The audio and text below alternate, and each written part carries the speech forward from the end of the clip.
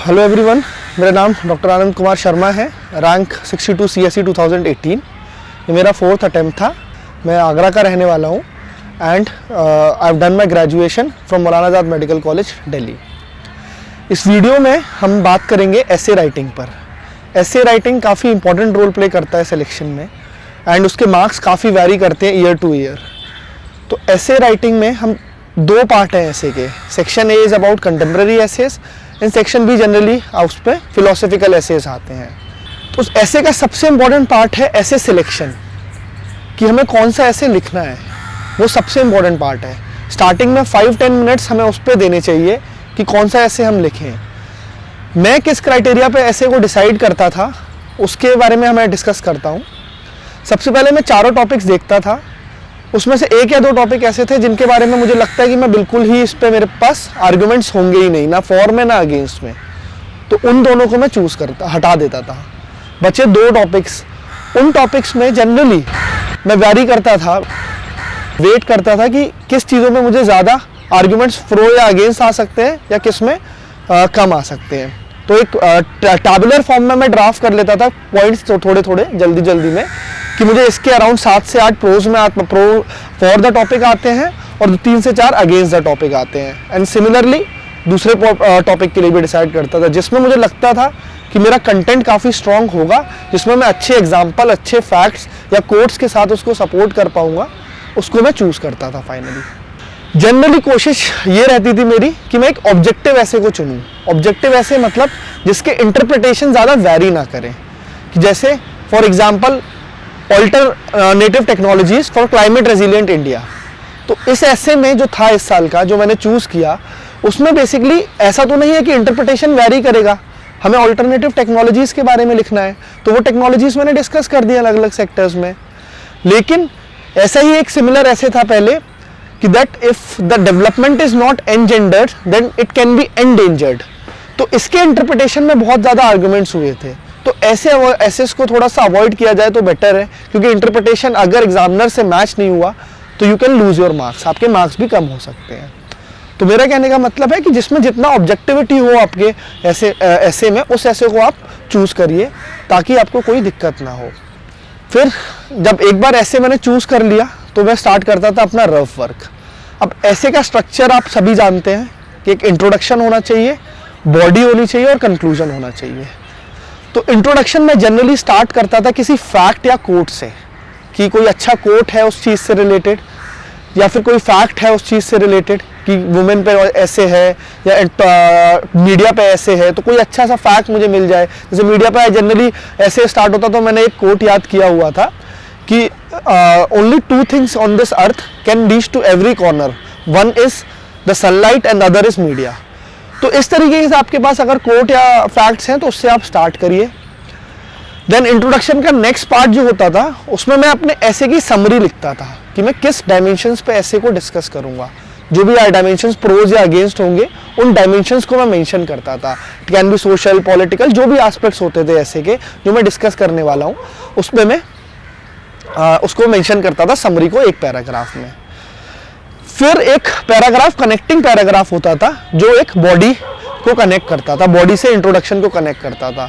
इसमें जनरली मैं प्रेफर करता था कोई एनेक्डोट, कोई स्टोरी उस चीज़ से रिलेटेड, कोई रियल लाइफ स्टोरी हो।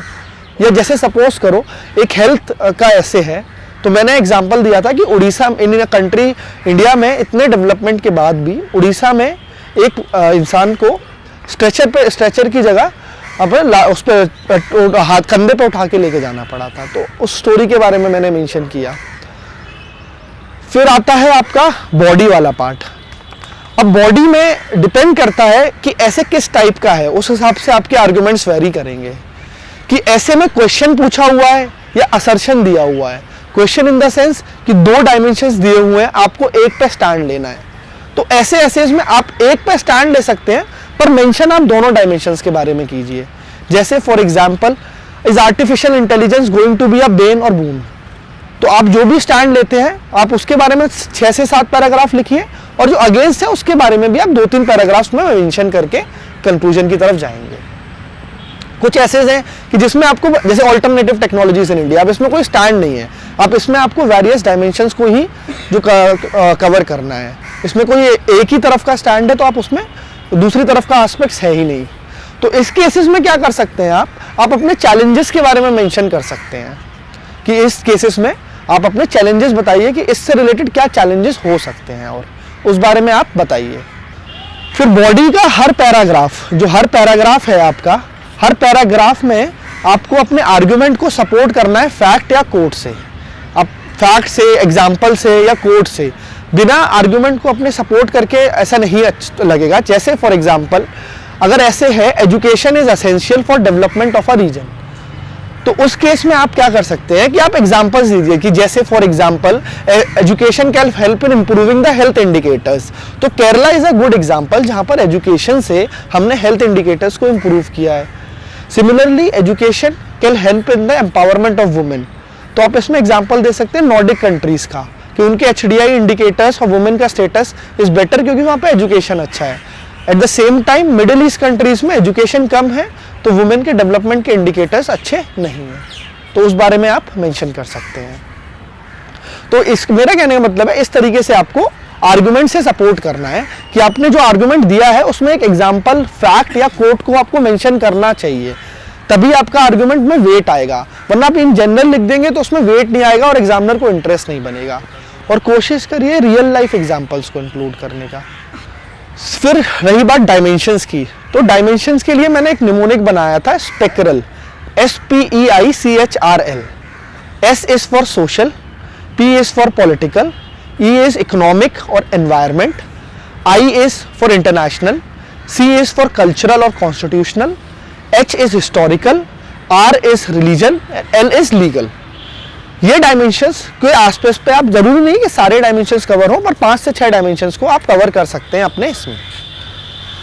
अच्छा, इसके अलावा आपको टाइम डायमेंशंस भी इंक्लूड करने चाहिए। Time dimensions in the sense कि पास के बारे में थोड़ा मेंशन करिए कि जैसे suppose the topic is media is the 4th pillar of democracy, तो आप बता सकते हैं मीडिया ने कैसे पहले हमारे फ्रीडम मूवमेंट में भी मेंशन रोल प्ले किया है, काफ़ी रोल प्ले किया था हमारी लिबर्टी, इक्वालिटी, फ्रेटर्निटी यूनाइट करने में, अवेयरनेस करने में, तब भी मीडिया का काफ़ी ज़्यादा रोल रहा था। फिर एक इंटरनेशनल डायमेंशन मेंशन करने चाहिए, जैसे कि मैंने बताया नॉर्डिक कंट्रीज और मिडिल ईस्ट कंट्रीज के बारे में, एक डायमेंशन इस एस्पेक्ट पे आपको रखना चाहिए। उसके अलावा एक डायमेंशन थोड़ा वल्नरेबल सेक्शन पे रहिए कि जैसे मीडिया का रोल, तो मीडिया में you can mention about the vulnerable section, how media is helping the vulnerable section like minorities, women, transgenders, SC STs, उनके डेवलपमेंट के लिए, उनके भले के लिए कैसे काम कर रही है मीडिया। तो इससे आपको आपकी सेंसिटिविटी और आपका जो थिंकिंग पावर है टुवर्ड्स द वल्नरेबल सेक्शन वो रिफ्लेक्ट होगी आपके आंसर में, आपके ऐसे में, और वो एग्जामिनर को अट्रैक्ट करेगी। Once you are done with the various dimensions of your essay, जहाँ पर आपने बॉडी के 5 या 6 आर्ग्यूमेंट्स इधर फेवर में, 2 या 3 आर्ग्यूमेंट्स अगेंस्ट में किए, नाउ अब हमें मूव करना है कंक्लूजन की तरफ। कंक्लूजन की तरफ इन द सेंस कि कंक्लूजन हमें डायरेक्टली नहीं जाना है, आप हमें कंक्लूजन को लेके आइए कि आप कंस्ट्रक्टिव सॉल्यूशंस के साथ आइए आप, या फिर आप उसमें मेंशन कर सकते हैं कि गवर्नमेंट की स्कीम क्या है। तो बेसिकली जैसे फॉर एग्जांपल आपने लिखा alternative technologies for climate resilient India, तो आप उसके चैलेंजेस बता सकते हैं कि ये टेक्नोलॉजीज अडॉप्ट करने में हमें क्या चैलेंजेस आ सकते हैं, और उस चैलेंजेस के सॉल्यूशंस कि गवर्नमेंट उनको कैसे ओवरकम कर सकती है, और फिर आप कंक्लूजन की तरफ जाइए कि कैसे कैसे इससे हमें क्या फ़ायदा होगा। कंक्लूजन हमेशा थोड़ा पॉजिटिव नोट पर रखने की कोशिश करिए, जैसे for example media is a bane और बून या 4th पिलर ऑफ डेमोक्रेसी, तो you mention about the challenges but in the conclusion you mention about the positive things, और कंक्लूड करते हुए कि yes it can help you in lot of ways and this has been done by it. और concluding remarks में अगर आप कोई ऐसे या कोट या कोई गवर्नमेंट की कोई पॉलिसी जो इस फेवर में वर्क कर रही है उसके बारे में आप मेंशन कर सकते हैं। ऐसे में सबसे पहले मैं ये बताना चाहूँगा कि मिस्टेक्स हम जनरली कैसे कर देते हैं। जो अब आपने ऐसे लिखा है तो अब मैं थोड़े डोंट्स बता देता हूँ, ये तो हमारे डूज थे। ऐसे मेरा थोड़ा एक्सपीरियंस वैसा रहा है कि आई गॉट 123 मार्क्स इन 2016, 17 में 135 था and this year I got 141 marks. तो ऐसे मेरा जो ग्राफ है वो राइज करता रहा है। सबसे पहले जो पहले वाले अटेम्प्ट में जो मेरे मार्क्स कम थे उसके रीज़न था मैंने अटेम्प्ट ऐसे लिखे ही नहीं थे, प्रैक्टिस नहीं करी। स्टार्टिंग में ऐसे जाके मैंने फर्स्ट या सेकंड ऐसे सीधा यूपीएससी में लिखा, तो वो मिस्टेक नहीं करनी है। अराउंड 10 से 15 एसेस प्रैक्टिस करके जाने हैं, हर तरीके के, कंटेम्प्रेरी या फिलोसफिकल, दोनों तरीके के एसेस को कवर करके जाइए ताकि आपको वहाँ पे हेजिटेंसी ना हो। दूसरा, ऐसे सिलेक्शन में जल्दबाजी मत करिए। ये मत सोचिए कि आप कोई टॉपिक पढ़ के आए हैं उस टॉपिक से रिलेटेड और वहाँ पे जाके आप उसी पे लिख देंगे, ऐसा नहीं होना चाहिए। ये मिस्टेक भी मैंने की हुई है। मैंने वुमेन पे टॉपिक प्रिपेयर किया था और जो क्वेश्चन आया मैंने लिखा वो जो मुझे पता था, ना कि वो जो ऐसे की डिमांड है। तो आप फोकस करना है कि जो डिमांड है ऐसे को इंटरप्रेट ढंग से करिए। ये मत सोचिए कि आप वुमेन पे पढ़ के जाएं तो वुमेन से रिलेटेड जितना पता है वो सारा का सारा लिख देंगे, वो चीज़ नहीं करनी है। फोकस करना है ऐसे के डिमांड पे जो है उस पर फोकस करिए। तीसरा एस्पेक्ट, थोड़ा डेप्थ और हॉरिजॉन्टल डाइवर्सिटी भी काफ़ी इंपॉर्टेंट है।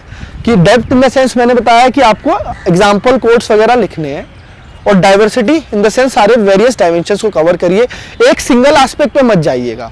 सिंगल एस्पेक्ट्स पे आप जाएंगे तो फिर आपको दिक्कत हो सकती है, फिर आपको मार्क्स आपके कट सकते हैं। अब there is a certain change coming in the essay pattern. पहले कंटेम्प्रेरी एसेस थे जो बहुत आप ऐसे सोशल पॉलिटिकल डायमेंशंस पे आप कवर कर सकते थे, लेकिन इस बार का जो ऐसे आया वो बहुत ऑब्जेक्टिव आया। Alternative technologies, land management, border management. तो इस केसेस में आपको थोड़ा सा आपको अपना स्ट्रैटेजी को प्रिपेयर करना होगा कि आपको सडन सरप्राइज मिले तो आप क्या करेंगे। तो फॉर एग्जांपल जैसे ऑल्टरनेटिव टेक्नोलॉजी वाला ऐसे जो मैंने लिखा, तो उसमें सोशल पॉलिटिकल डायमेंशंस नहीं आए, बट मैंने उसको डायमेंशंस फिर भी डिवाइड कर लिए कि ऑल्टरनेटिव टेक्नोलॉजीज किस चीज़ में हो सकती हैं।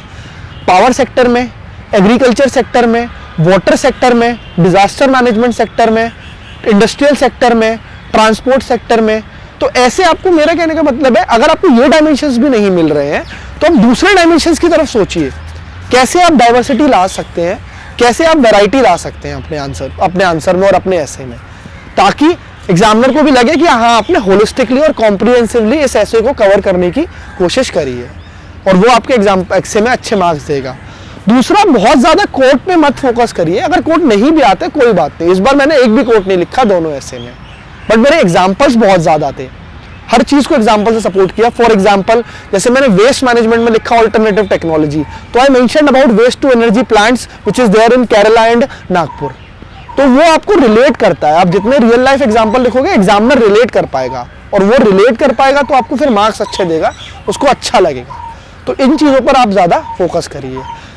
तो ये सारा हमने कंटेम्प्रेरी ऐसे के बारे में डिस्कस किया, एंड आई होप आप इस बारे में थोड़ा आपकी जो अंडरस्टैंडिंग है और अच्छी क्लियर हुई हो कि कंटेम्प्रेरी एसेस कैसे लिखते हैं।